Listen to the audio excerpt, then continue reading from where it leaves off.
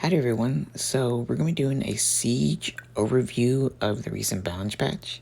Obviously we can see from the list, usually they put the nerfs and buffs on the top that are more prominent, but there's an all over here, so I'm sure some aren't too happy about that, but again, this is more going to be for Siege, so a bit unfortunate for RTA. I can't really comment too much on RTA, but otherwise, yeah, it doesn't look like there's going to be an Oliver nerf this patch for those that were looking for it, or maybe anything else you're looking at for RTA. So again, this is going to be just for Siege, so let's go ahead and get into it. So Light Totemist. This is the skill 3. This is the one that resets the cooldowns of the ally and increases the attack bar by 50%. But now, if you use another ally, it also increases her attack bar. And then if you use it on herself, it's 100% attack bar. This is more of an RTA change. I don't think this is going to be a Siege change. Maybe for offense, but otherwise, she's not really a Siege monster. Up here, Daphnis, Fire Fairy King. Weakens the enemy's defense for 1 turn if you successfully remove a beneficial effect. To now, weakens the enemy's defense for 1 turn without a condition. So this is actually a pretty huge change for Daphnis. That means he doesn't need to rely on them having buffs to defense break. So this could be an interesting change for RTA, but we're not really focusing much on RTA. But for Siege, he would pop up on Siege defense every now and then. His biggest threat is Windy, obviously, but he might be interesting on defense now that you don't need buffs to proc his defense break. So I think he might be popping up on Siege defense. Who knows? We'll have to see. I think Daphnis could be interesting for Siege. Wind Ryu, Wind Striker. So how this works is now that I believe they don't need a strip now to activate the second attack. So now they just need to land a critical hit to go and do the second attack. So it's a little bit easier to land the combo. But I think that it means that if they still have buffs, the combo will continue. So that's how it seems. This is more of an offense change, if anything. He doesn't really pop up on defense at all, so it's probably more of an offense change, which may or may not be decent. And then Win on Mayuji, this is a pretty interesting change. She now gets more attack bar, and she does, like, I guess the way it's worded, it might be like ignore defense damage. I'm not sure what the scaling is, but it could be decent for Siege defense. I don't know how much that defense, I don't know how much that damage is, so I can't really say, but the attack bar might be significant enough to, like, cut turn 1 offenses, or just be just to cycle like crazy, because in general, having some kind of like attack bar boost that cuts disrupts a lot of turn 1, so maybe you can make her fast into some. So that's something to think about with an attack bar boost like that. The damage may or may not be decent depending how much it is. We don't know the scaling on it. And then going up next are the Beast Monks. So now they strip with a 75% chance instead of needing to crit to strip. So previously, if you were critting and you had like 80% crit rate or more, that was technically a higher strip chance. But if you think about it now, this means that they don't need a crit to strip. So if you think about it, you have monsters like Molly that have glancing, or just in general, just when you're not critting, you're still able to strip. So that means you can use it up against Molly, off element. So it's still a very relevant, it's more of a relevant strip now instead of only when critting. So it's more versatile. I don't know how much it would change. It's still very good for the Beast Monks that they strip now, but I know people still miss the speed buff, because in general that was kind of what brought them up to like a 286 tick on defense very easily, and they did lose that, so it does hurt them a little bit. So I guess their CloudTears is trying to work around with them being as like an additional stripper, maybe possibly your main stripper, but otherwise they're still, it's kind of the same. But you'll see later in the patch notes how this works together with them. Although a little bit of a change, though, specifically on Kumar. Kumar silences on S1 now, in addition to stripping with that 70% chance with the other Beast Monks. So this is part of Kumar's S1 being specifically better than the other beast monks. So because after the awakening, I don't know, because Kumar already stripped, so after that change they added some additional stuff. So this may be more relevant for RTA. I don't know how much it's going to be relevant for siege defense. Offense is definitely very good for siege offense. I've already used Kumar a lot on offense, so I think this is always going to be a good offense change for Kumar. Defense-wise, not too sure. And again, all the beast monks have S1 strip. 75% chance of not needing the crit. Light unicorn, just more healing overall. That's, I guess, it's a small buff, I guess, for those for the owners of a light unicorn. Fire Monkey King, increasing the attack speed by 5%, now 10% whenever attack. So that's went from 50% to 100% more attack.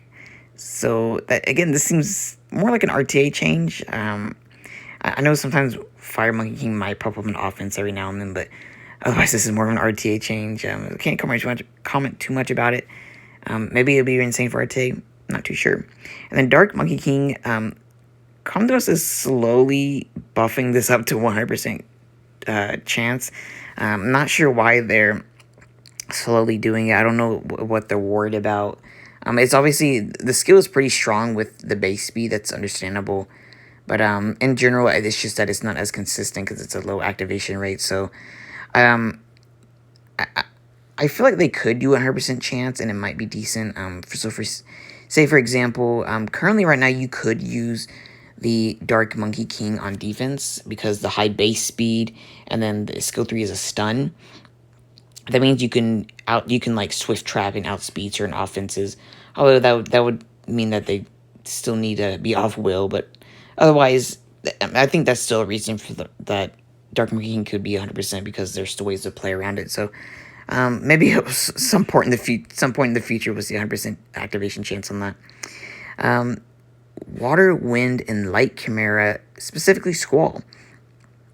Now, this will always crit if the attack speed is slower than yours, instead of guaranteed critting only when they're stunned or frozen. Maybe sleep, I'm not too sure, but it's under inability effects. So now they just need to be faster to guarantee crit. I think this is a pretty big change for offense. That means that you can get a lot more damage potential because you're very easily going to be outspeeding if you're doing like a cleave offense. Obviously, this is based on your speed, so you do need to keep in mind if you're being attack bar boosted, you still need to keep in mind your base speed. So this could be an interesting change for them for offense-wise. Water Hell Lady. Beth, let's see. Blocks enemies from removing harmful effects for 1-2 turn. Okay, so it's just an additional turn on the harmful effect removal block. Fire Hell Lady. Rocky attacks 4 times instead of 2 times, and it's a slight damage increase. So this is an overall good buff for offense. So because it attacks 4 times, it works better with additional damage. That did say it also increases damage slightly, which is decent. But also you got to keep in mind units like Triana. This means I'm not too sure if she already hits through Triana or not, but otherwise it's a multi-hit, which would get through Triana passive. Otherwise, correct me if I'm wrong, but otherwise it's an overall buff for her damage on the skill 3, which is always pretty good for a unit like her. Kraka, Dark Hell Lady, S2. So the S2 is kind of like Ethna's S2. It's skill 2, 2-turn defense AoE defense break, but hers has an awakening bonus that it removed the harmful effect. It stripped, but now with this change she steals it. So that means if they have immunity, she's going to steal it. Invincibility, she steals it. Anything else like that. Stealing is a lot better than stripping a lot of times. I think this is going to be an interesting change for her. She would pop up on siege defense every now and then. I don't know if it's enough to pop her into like OP status. So we'll have to wait and see. See what everyone comes up with. Bael, Fire Demon. Another extension, another turn added to the harmful effect removal block, similar to Beth. And then Fire Dragon Knight, Laika. The threshold went from 30% to 20%. So this means that it it's another hit it takes for him to actually die. So it's an overall buff for Laika. This is obviously an offense buff for Laika. So he's not really a defense unit, but otherwise it's a buff for him for offense. And then when Shadowcaster, it grants one of the harmful effects on enemies without needing to strip. So that's an overall buff for the Wind Shadowcaster. Again, not really a defense unit. It's possible now that it strips that skill 3 might pop up, but otherwise that's most of the kit. So it's Wind Shadowcaster doesn't really pop up on defense, so I don't think this would change siege defense much for the Wind Shadowcaster. But there wasn't also in addition the S2 for the Wind and Light Shadowcaster. It's an overall damage increase, 12%, and then 30 to 50% of the splash damage. Again, probably more of an RTA change if I had to be honest. And then Fire Battle Angel. This is the S3. Currently, whenever you use it, it increases your attack bar by 50%. But now with this change, it additionally recovers more attack bar based on how much damage you dealt. So it's possible that you could take another turn right after using the S3 for more turn cycling. It's a buff for offense. Battle Angels didn't really pop up on defense. When they did, they really weren't that great. So I don't see this being a defense change. Obviously just a big offense buff for her. And then Wind Battle Angel, another little buff here. It's more cycling, 30-50% attack bar. There might be some there's probably offenses with the Wind Battle Angel for cleaving and stuff, but overall it's just an overall buff for the offense for how you use her. And yeah, I think it's an additional damage increase on the passive as well. Enemy's attack speed is slower than yours. Damage increases more the difference between your attack speed and the enemy's attack speed. Okay, so it's just more damage for her as well. That's interesting. So yeah, another offense buff. And then Carlos, the Fire Weapon Master, gets more attack bar whenever an enemy or ally is defeated. So this is it might almost give him an instant turn, if anything. And then he gets attack bar equal to the dead target's current attack bar current attack power instead of base attack power. So if this is a unit that's building a lot of attack, that's their total attack power, you're getting more attack out of that unit. So this is another overall buff for offense for Carlos, the Weapon Fire Master.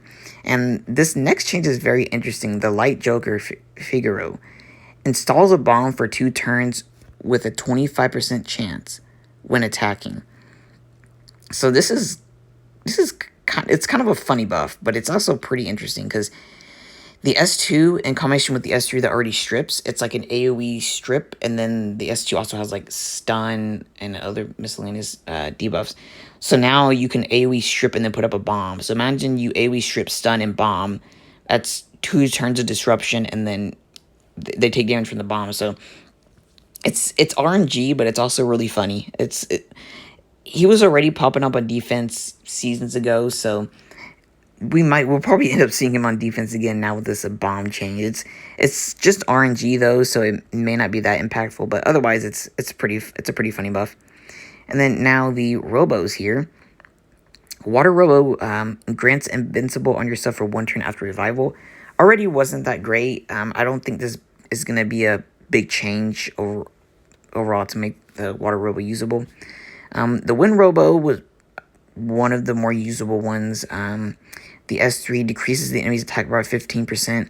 This might be good for out-cycle potential, so it is possible we might see the Wind Robo after this change. It may not be enough to push the Wind Robo up to being really strong in defense, but it's something. Maybe we'll see something in combination with what we see up here in a second.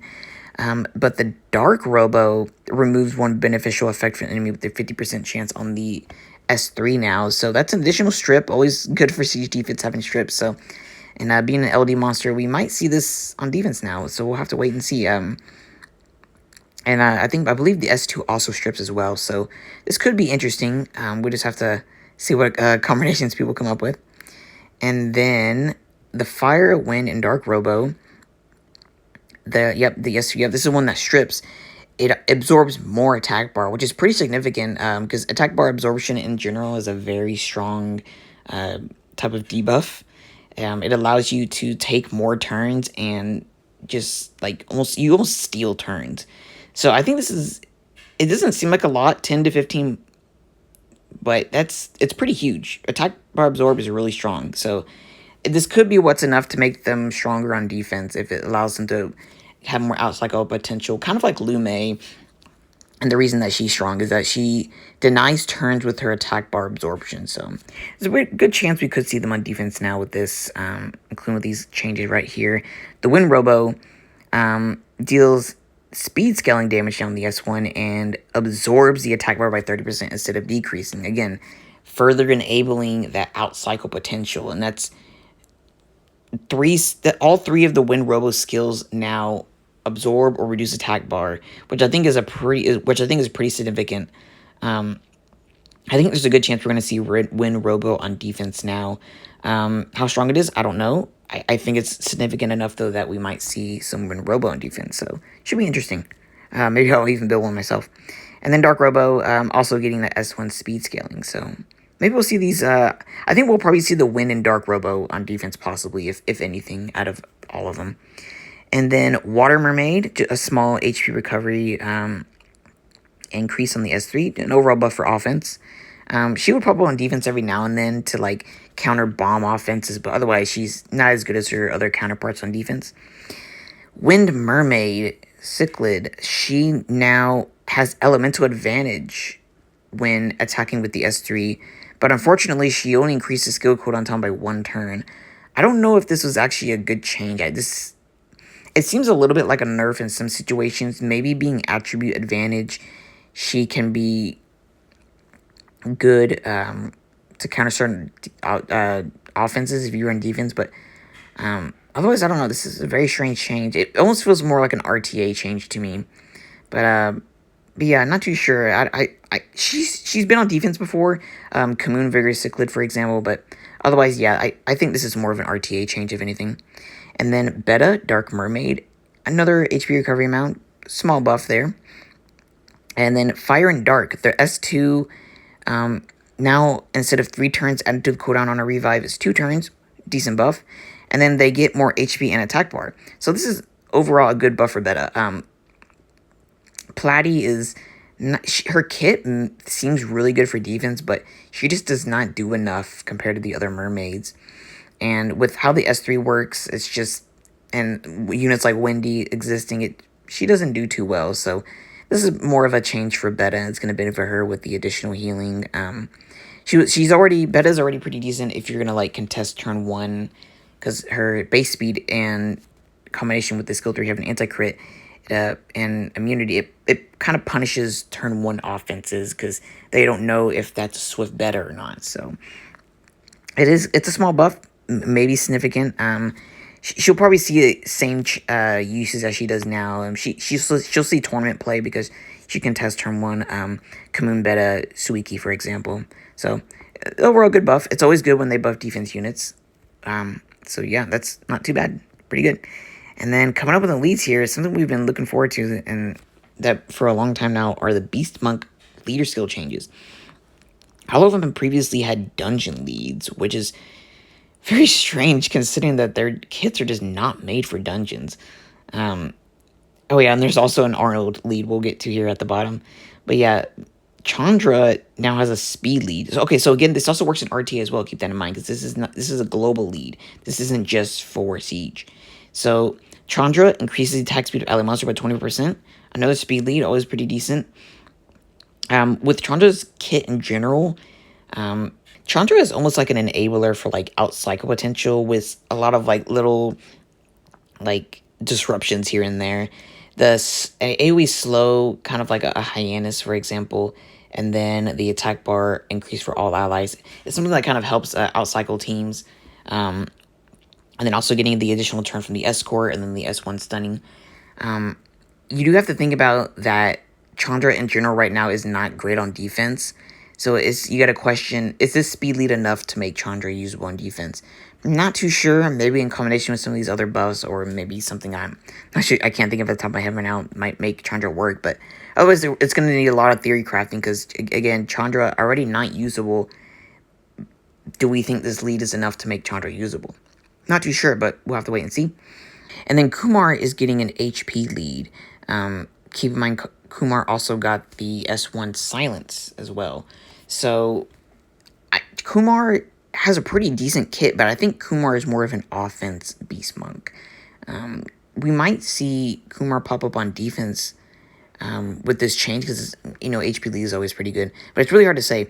Kumar is definitely more of a support, but maybe with who knows, maybe with the changes, Kumar might be able to work, but we'll have to wait and see. But as a Kumar offense user myself, I would say that I'm pretty happy with the change. It's just because I use Kumar so much.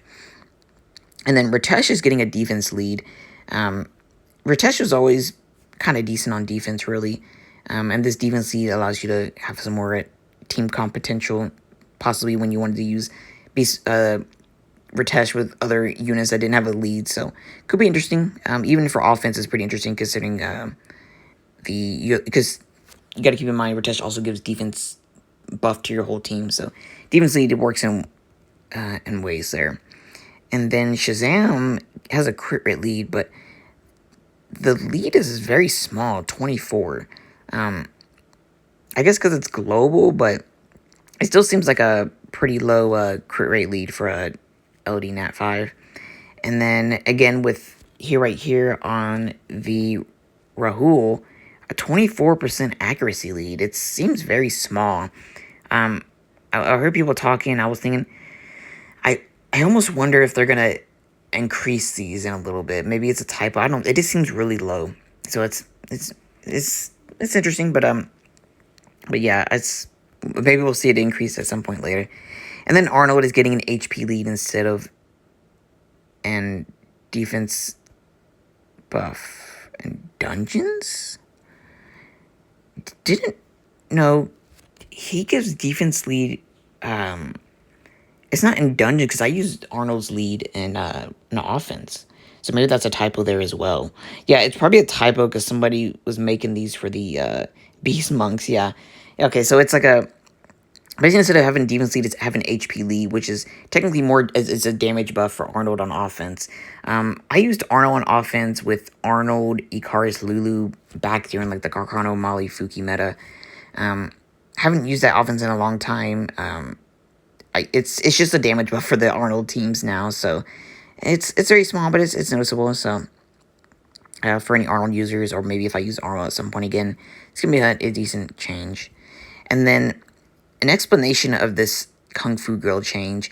Some were thinking it's a buff or anything, but it's actually just updating the skill descriptions because it wasn't displayed correctly. So if you weren't aware, the S3 of Kung Fu Girls shoots 4 blasts. The first blast will always hit the target that is the main target that you select. This is for the AI or if you use them on offense. So the first target that you select will always get hit by the first one. And then the next 3 are random. So the skill description didn't display that correctly. So that's basically just them correctly displaying the skills in correlation with how the skill actually works. So that's just some clarity change. And then done here is just some buffs, not buffs, error changes or whatever. So we don't need to worry too much about these.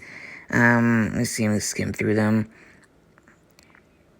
Fixed an error where the account recovery of yourself and allies was different when equipped with attack permanent large HP artifact. I'm not sure. Maybe it wasn't working with that artifact. I'm not too sure.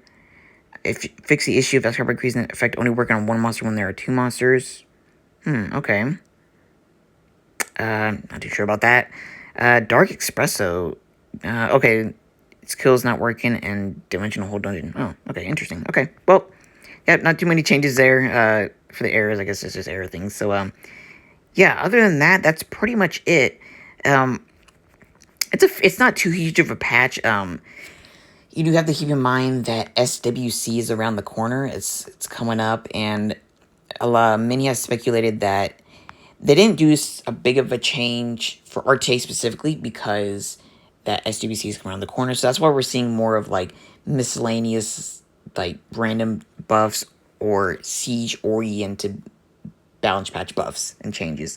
So I definitely think this is more of a siege patch. There's going to be a little bit of things here you might also see in RTA as well. But overall, I do think there are little things here that are going to be interesting on defense. The Beast Monks, the Wind and Dark Robo, Figaro, the Light Joker. I think we're going to be seeing them, maybe even Daphnis on defense. So yeah, very interesting. We're gonna definitely have to do a lot of theory crafting, but we'll see what people come up with. Overall, I can't speak on RT. I know some are disappointed with Oliver not getting nerfed or any other nerfs for RT, so I can't speak too much on that. But otherwise, as a Siege player myself, I think the changes are reasonable. We'll probably see if they're even going to make an impact or not. Because you do have to think about the Beast Monks. Even if they do get these changes, is that enough to bring them to into a new meta kind of status? Is that good enough for them? So we'll have to wait and see. We'll have to do some theory crafting and see what we see out in the battlefield. But yeah, other than that, thank you guys so much for watching. If you have any thoughts on the battle pass, leave them below and we can discuss them. But yeah, thanks for watching and good luck with your theory crafting.